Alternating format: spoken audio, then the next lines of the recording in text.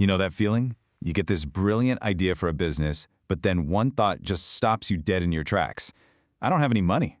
Well, today, we're going to tear that excuse apart.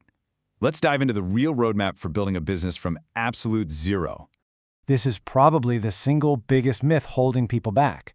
But the truth is, capital isn't the first ingredient you need. It's not even the most important. So what is? That's it right there. The real key isn't a fat bank account. It's a bias toward action.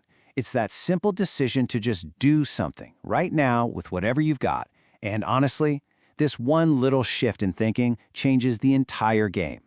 So before we even talk about products or marketing or any of that stuff, we have to start right here, with your mindset. This is all about shifting gears from endless planning to immediate, focused doing. And what's so cool about this is how taking action creates this powerful feedback loop. You take one small step, and boom, that builds confidence and courage. You get what's called a learning premium, because you learn so much faster by doing than by just thinking. It literally changes how you see yourself. You're not just a dreamer anymore, you're a doer. And that kind of momentum, it's pretty much unstoppable. All right, so you've got the mindset on lock. Let's get practical. How do you actually launch a business when your pockets are empty? Here it is, your 4-step launch plan. It's actually pretty simple. First, find an idea.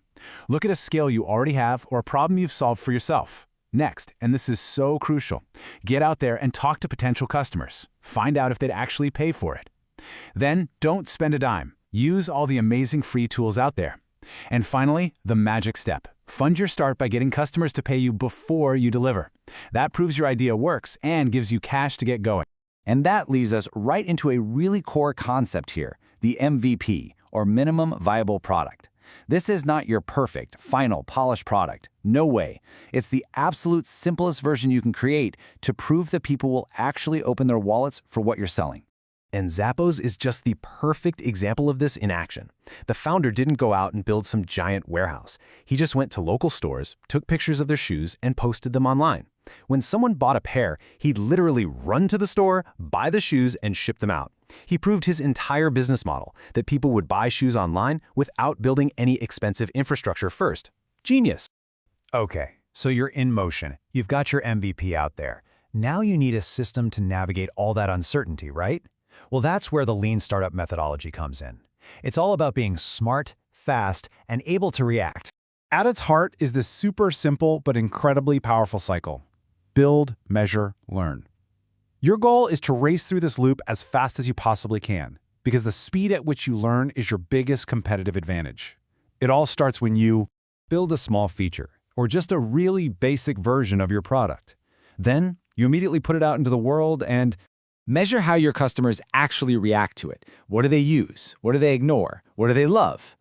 And finally, you take that real-world data and you learn. This insight is pure gold. It tells you exactly what to do next, creating this super tight feedback loop that cuts out wasted effort and just maximizes your progress.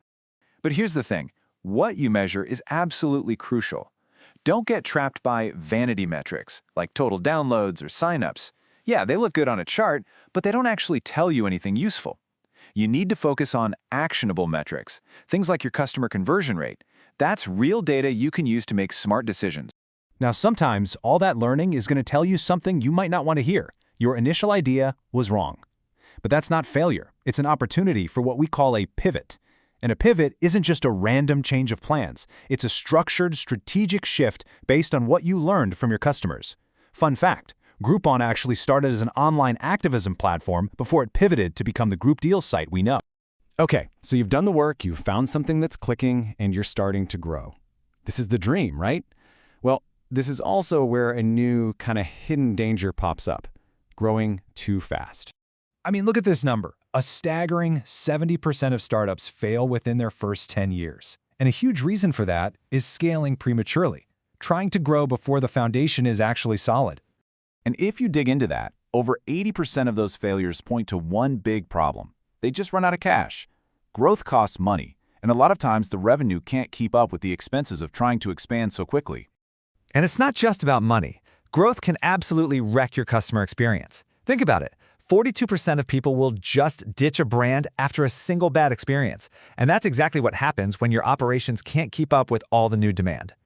So you could see how all these numbers point to the same critical risks, right?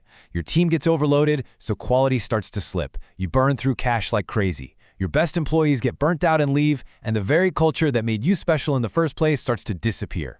Suddenly, you've lost focus of what even made you successful. So how do we tie all of this together? From getting the right mindset, to launching without a budget, to managing growth, the goal isn't just to start a business, it's to build one that actually lasts. You know, when you boil it all down, it really comes to this simple choice. Don't just try to scale fast. You have to scale smart. That means using those lean principles, listening to your customers, focusing on what matters, to grow in a way that's strong and sustainable. We started this whole thing with one big idea. Action is the key to everything. So that's where we're going to end it. You have the mindset now. You have the method. The only question left is, what's the one small action you're going to take right now to get started?